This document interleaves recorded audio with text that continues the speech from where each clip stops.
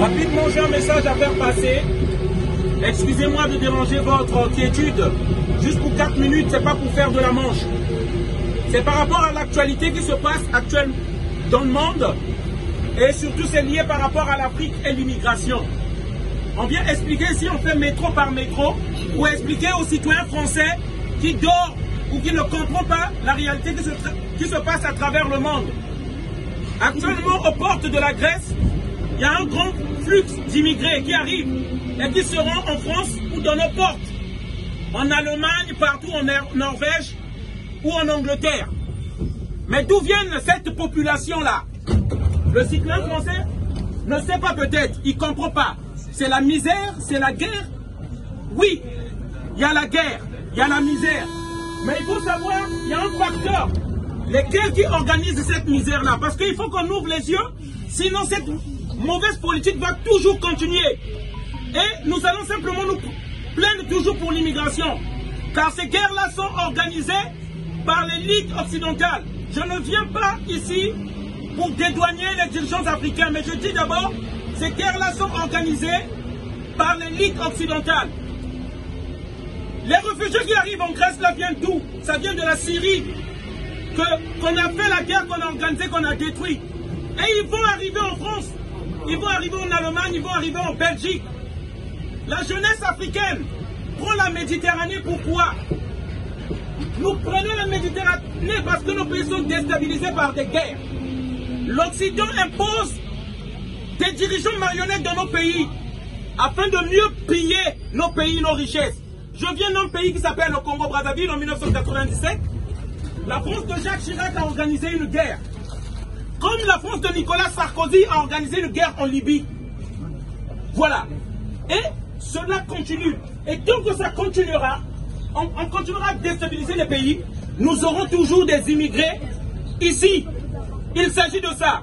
Et on ne déstabilise pas les pays, pas seulement avec des guerres, pas politiquement, mais aussi économiquement.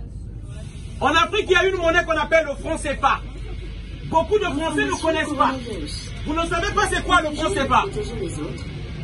La monnaie de 14 pays africains est fabriquée ici en France. Et la France coloniale, parce que cette monnaie-là, c'est le dernier véhicule de la colonisation. Par cette monnaie, la France oblige les 14 pays africains d'utiliser cette monnaie-là. Elle oblige à ces pays-là, lorsqu'ils font des transactions commerciales avec n'importe quel autre pays, l'encaissement se passe ici. Et par là, ils maintiennent, ils réquisitionnent, si je peux le dire, ils retiennent les devises que les pays africains devraient gagner. Ces devises qui sont importantes pour industrialiser pourtant les pays.